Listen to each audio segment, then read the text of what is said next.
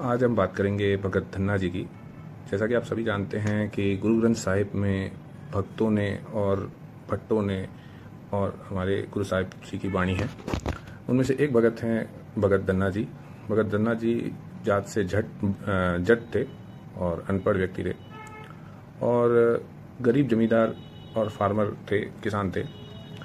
वो उनके फादर ने उन्हें एक गाय चराने का उनको काम दिया था, तो वो रोज़ गाय चलाने जाते थे।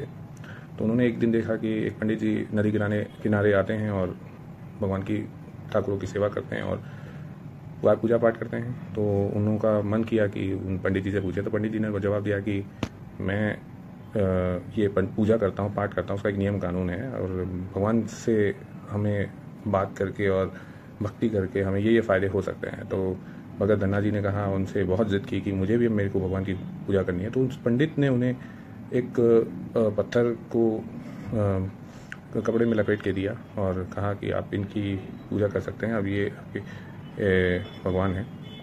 भगत धन्ना जी इतने भोले थे, उन्होंने अब वो पत्थर को अपने घर ले आए और उस पत्थर की पूजा करने लगे और उनको भोग चढ़ाने लगे।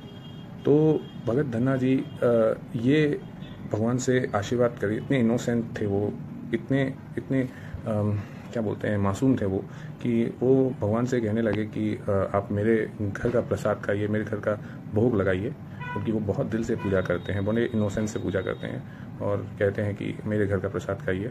और जब वो पत्थर से कुछ आवाज़ नहीं आती है या वो भोग नहीं लगा पाते हैं तो वो बहुत ही हट करके बोलते हैं कि जब तक आप खाना नहीं खाएंगे, जब तक आप भोग नहीं लगाएंगे, मुझ जैसे गरीब के हाथ तो आप भोग नहीं लगा रहे मगर पंडित के हाथ भोग लगाते हैं, जब तक आप मेरे घर का भोग नहीं लगाएंगे तब तक मैं भी खाना नहीं खाऊंगा। मजबूरन भगवान प्रकट होते हैं और वहाँ पे आकर भोग लगाते हैं और उन्हें आशीर्वाद देते हैं। तो ऐसी भक्ति की थी उन्होंने और ऐसी उन्होंने अपनी भक्ति का अपनी भक्ति दिखाई दी।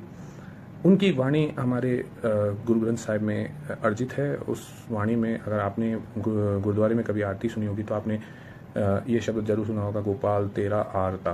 तो ये आरती नहीं बोलते, आरता बोलते हैं। वो एक जट की जो एक मस्कुलिन आवाज़, मतलब पैट्रियार्की दिखाते हैं, जो एक हरियाणवी या राजस्थानी लैंग्वेज होती है, आरता है।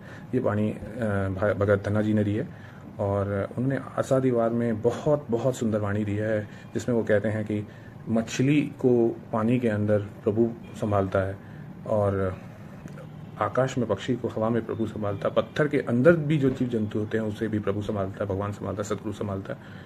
तो हमें डरना नहीं चाहिए, क्योंकि भगवान हमें भी संभाल रहा है। जब पत्थर के अंदर तक भी अगर किसी जीव जंतु को प्रभु या भगवान संभाल रहा है तो हमें किस बात का डर, हमें भी पूरी दुनिया को वो भगवान संभाल रहा है, तो हमें किसी बात की डर चिंता नहीं करनी चाहिए। ये आशा राग में श्री गुरु ग्रंथ साहिब में लिखा है।